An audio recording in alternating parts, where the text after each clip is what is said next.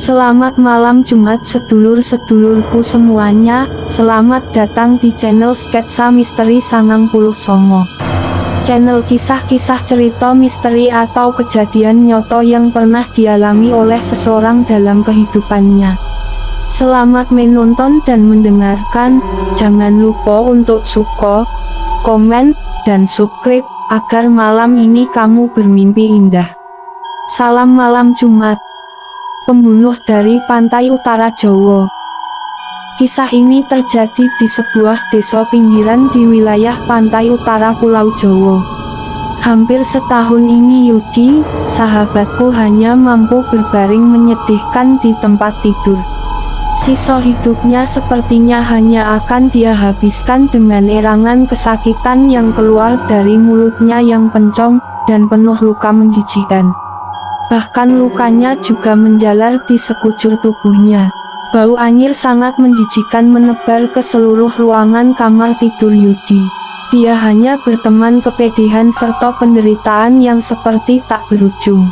Nyaris tak ada yang sudi mendekati Yudi, kecuali hanya aku yang sesekali datang membawaan makanan dan minuman untuknya.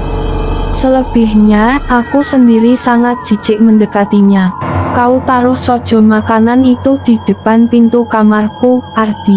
Biar nanti aku sendiri yang mengambilnya, kata Yudi suatu ketika. Sepertinya dia pun sadar bahwa aku hanya berpura-pura tidak jijik melihat keadaannya. Hidup sendiri penuh siksaan lahir batin membuat Yudi hanya bisa meratap dan menyesali nasibnya. Mungkin dia sadar penyebab semua ini, tapi mungkin juga tidak. Aneh, kian hari tubuhnya dipenuhi koreng bernanah yang tak henti, heninya merembeskan darah seperti keringat. Tentu saja sakit dan amat perih tiada terkira. Istri yang dia harapkan akan mampu mengurus penderitaannya telah berpulang mendahuluinya. Begitu juga anak, dari ketiga kelahiran bayinya, tak seorang pun diberi umur panjang lebih dari setahun. Mungkin ini hukum karma. Hanya para tetangga yang ibu saja yang selama ini membantunya. Itu pun kalau dia sudah berteriak meminta tolong baru ada yang menyambanginya. Aku ingin mati, Ardi. Tapi mengapa Tuhan tak juga mencabut nyawaku? Sesal Yudi dengan tubuh gemetar menahan sakit yang terus menerus. Sabarlah, Yud, Tuhan tidak akan memberikan cobaan melebihi kekuatan yang kita miliki, hiburku. Dengan sengit dia membalasnya, sudah ribuan kali aku mendengar kata-kata itu.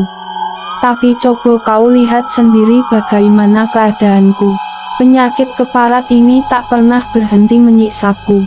Aku hanya terdiam, merasakan betapa hancurnya perasaan sahabat yang kukenal beberapa puluh tahun silam itu.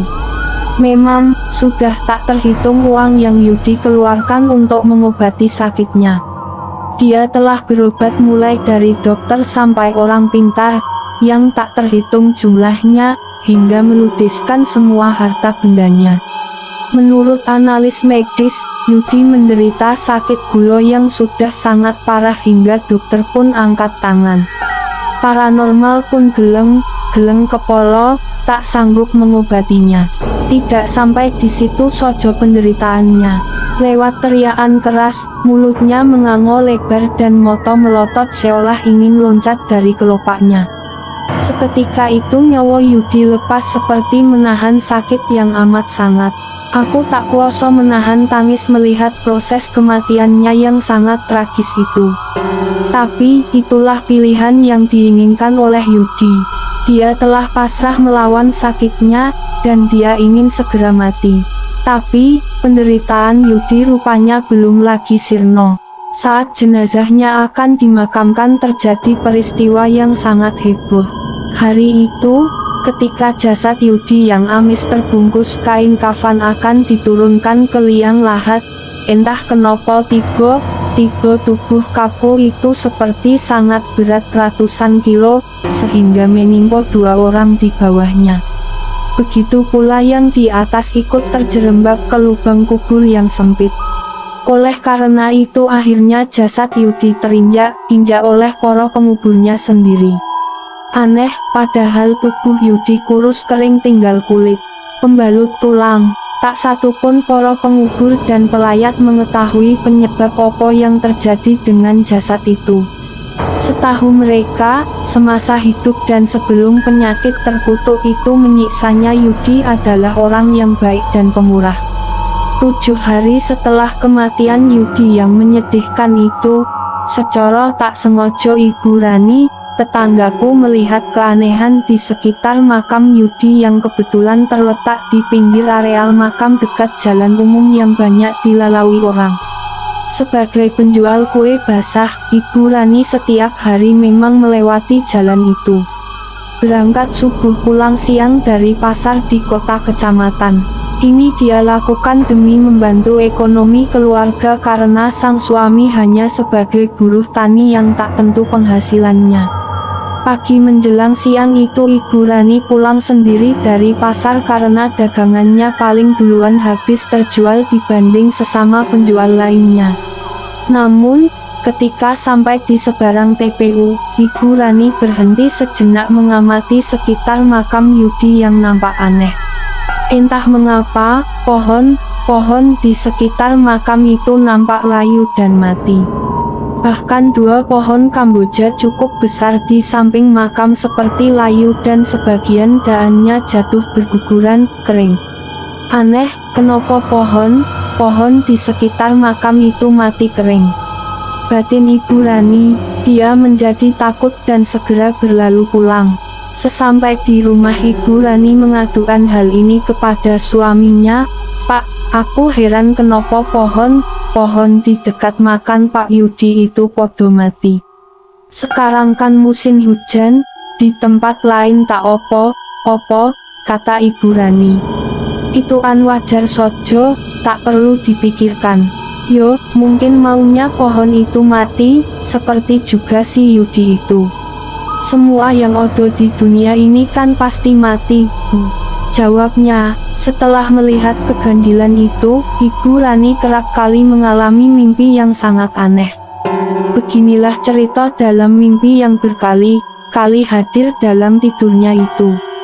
Pagi buta itu dia baru saja pulang dari pasar. Ketika lewat di dekat pemakanan, wanita yang agak tambun ini berlari sekuat tenaga di tengah hujan badai dan guntur menakutkan. Beberapa kali dia terjatuh. Dia juga menjerit meminta tolong karena dikejar makhluk kecil seperti bocah dengan tampang beringas dan membawa cambuk yang terbuat dari api yang membara. Makhluk kecil berjumlah belasan itu seolah menjadikan Ibu Rani sebagai buruannya. Aneh, ketika berlari tiba Ibu Rani melihat sebuah pohon aneh yang akarnya berada di atas, sedang daunnya di bawah. Setengah putus asa Bu Rani berlindung di balik tembok pagar pemakaman itu. Aneh, dia melihat makhluk kecil itu ramai menyerang pohon terbalik dengan cemetinya. Api dari cemeti itu membakar hingga daun pohon terbalik itu hancur menjadi api. Bu Rani tak menghiraukan keadaan dirinya. Namun yang membuatnya ngeri yaitu ternyata bocah aneh itu tak mengeroyok dirinya, melainkan pohon terbalik itu. Anehnya lagi, ternyata pohon itu menjerit menahan sakit dan memohon ampun seolah hidup seperti manusia. Sebagian daun itu mulai hancur menjadi api, sedangkan batangnya berlumuran darah. Yang lebih mengejutkan lagi, suara jeritan itu seperti sudah dikenal Ibu Rani. Yo, itu suara erangan tetangganya, Yudia. Menyadari hal itu, Ibu Rani ikut menjerit-jerit. Dia baru sadar ketika sebuah tepukan di pipinya mendarat yang tak lain tamparan suaminya. Ibu Rani terbangun dengan nafas terengah-engah dan peluh membasahi badannya. Begitulah mimpi aneh yang dialami oleh Bu Rani selama beberapa malam. Dia menceritakan semua keanehan yang dialaminya itu padaku. Untuk mengetahui apa sebenarnya yang terjadi, aku mengajak Ibu Rani ke rumah Ustadz Story. tokoh tertua di desaku sekaligus ulama yang tempo hari memimpin penguburan Yudi. Saya cuma mau tanya, sebenarnya odo opo dengan makam Yudi, juga mimpi saya itu, Pak Ustadz. Kata Ibu Rani setelah menceritakan semua yang dialaminya itu. Dosa opo sebenarnya yang ditanggung Yudi hingga keadaannya seperti itu, Pak Ustadz? Imbuhku, Ustadz itu hanya tersenyum kecil, namun wajahnya menampakkan kegelisahan. Soal dosa, itu urusan Allah dan umatnya itu sendiri. Aku tak tahu apa yang terjadi dengan Yudi. Soal pohon yang mati itu aku juga sudah dengar. Yo sudah, kau pulang saja dulu. Jangan dipikirkan, yang penting, rajin sholat dan bacalah wiritan yang aku berikan padamu. Jawab Ustadz Story bijak. Ibu Rani pulang lebih dulu, sedang aku tetap bertahan di rumah Ustadz. Sepulang Ibu Rani, Ustadz Story tak urung gelisah juga. Rupanya, tanpa sepengetahuan siapapun dia sendiri 3 malam berturut-turut didatangi arwah Yudi yang nampak tersiksa minta agar kematiannya disempurnakan. Anehnya lagi dalam pertemuan di alam moyo itu Ustadz Story juga melihat wajah seorang perempuan yang tak dikenalnya. Moko diam pula dia mulai menyelidiki dan berzikir memohon petunjuknya. Dia ingin mengetahui odo opo dengan mendiang Yudi. Seminggu berlalu, ternyata petunjuk Allah itu pun datang. Tanpa disangka rumah Ustadz Story kedatangan 3 orang tamu yaitu Pak Barnas, Ketua RW di kampungku, dan seorang perempuan setengah boyo berdandan agak menor ditemani seorang anak berusia 9 tahunan. Yang membuat Ustadz Story sekaligus aku yang juga hadir di sono terkejut. Perempuan menor itu menurut pengakuan Ustadz Story ternyata raut wajahnya sama dengan yang hadir dalam mimpi yang dialami sang Ustadz Story selama beberapa malam. Yo, perempuan itu mengaku sebagai istri muda Yudi. Dia menyebut namanya Tini. Sebelumnya, Tini datang ke rumah Pak Barnas selaku RW dengan tujuan ingin memastikan berita kematian Yudi, sekaligus mengurus perihal hak waris atas tanah mendiang Yudi. Menurut Tini, anak kecil yang bersamanya itu adalah anak almarhum. Lalu, kenapa Pak Barnas datang ke tempatku? Apa yang bisa saya bantu? Tanya Ustadz Story. Maaf, Pak Ustadz, kedatangan saya ini sebenarnya hanya ingin tahu silsilah Yudi, mengingat Pak Ustadz adalah orang tertua di desa ini. Barangkali Pak Ustadz Story mengetahui siapa sebenarnya pemilik warisan yang sah atas rumah dan tanah mendiang itu, ujar Pak Barnas. Sebidang tanah seluas sekitar 300 meter persegi yang di atasnya berdiri sebuah rumah kecil permanen memang satunya harta peninggalan Yudi, Ustadz Story geleng kepolo. Aku pun tak tahu keluarga Yudi sebenarnya. Yang saya tahu dia menetap di desa ini sudah puluhan tahun dan memiliki istri tanpa anak. Itu saja keluarganya, dan sekarang aku tak tahu lagi keluarganya yang lain. Barangkali Mbak Tini ini mengetahuinya. Tanyaku, coba menjernihkan suasana.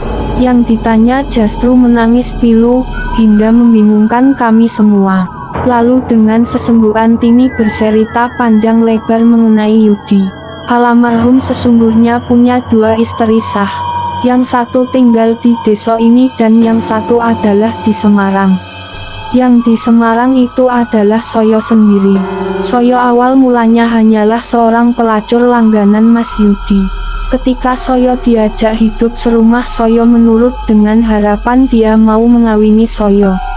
Dan ternyata dia menyanggupinya, bahkan berjanji akan menceraikan istrinya dan memberikan harta warisan kepada saya. Sebab saat itu saya sudah mengandung anak ini. Tini mengelus kepala bocah di sampingnya. Lalu ia kembali melanjutkan ceritanya. Setelah kandungan saya berumur 5 bulan, saya baru tahu pekerjaan Mas Yudi yang sebenarnya, hingga membuat saya diam diam justru menjauhinya karena takut kualat. Ternyata almarhum itu bisa hidup enak dari membunuh banyak orang. Yo, dia adalah seorang pembunuh bayaran. Cerita ini benar-benar menyentakkan kami. Sungguh sulit bagi kami untuk mempercayainya. Ketika kami berada dalam kebingungan, perempuan itu kembali melanjutkan kisahnya.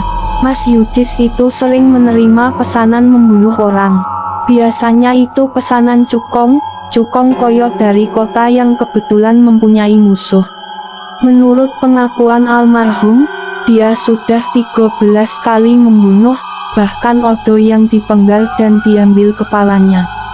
Begitu saya tahu siapa sebenarnya almarhum, saya berusaha menghindar dan bersembunyi. Sejak itu, saya tak tahu lagi kabar Mas Yudi hingga lahir anak saya ini. Begitu saya dengar dia sudah meninggal, saya baru berani ke laut dan bermaksud menagih ucapannya dulu. Tapi saya tak tahu siapa kini yang harus saya tagih. Saya sudah berhenti jadi pelacur dan ingin hidup layak dengan anak saya yang juga anak Mas Yudi ini. Sebab kami sudah tak punya opo-opo lagi. Aku, Ustadz Story dan Pak Barnas kembali tercengang mendengar cerita perempuan bernama Tini itu. Kami seolah tak percaya akan ucapannya. Kami juga hampir tak percaya dengan kebejatan mendiang Yudi. Namun aku sadar kalau selama ini mendiang memang penuh rahasia. Misalkan saja dia sering pergi meninggalkan rumah untuk waktu yang lama, lalu ketika datang selalu membawa penghasilan dalam jumlah besar. Setahu saya almarhum juga memiliki jimat yang tak mempan dibacok atau ditembak.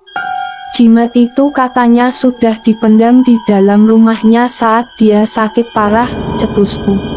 Kini terbukalah misteri Yudi. Dia ternyata menyimpan riwayat kelam yang hanya pantas dilakukan oleh iblis. Dan kini terkuaklah opo yang sedang dijalani Yudi di alam kuburnya. Mungkin di sono dia sedang meraung menerima siksa kubur yang amat pedih hingga keadaan sekitar makamnya pun nampak seperti terbakar oleh bias panasnya api alam kubur, belum lagi pertanggungjawabannya di hari kiamat kelak.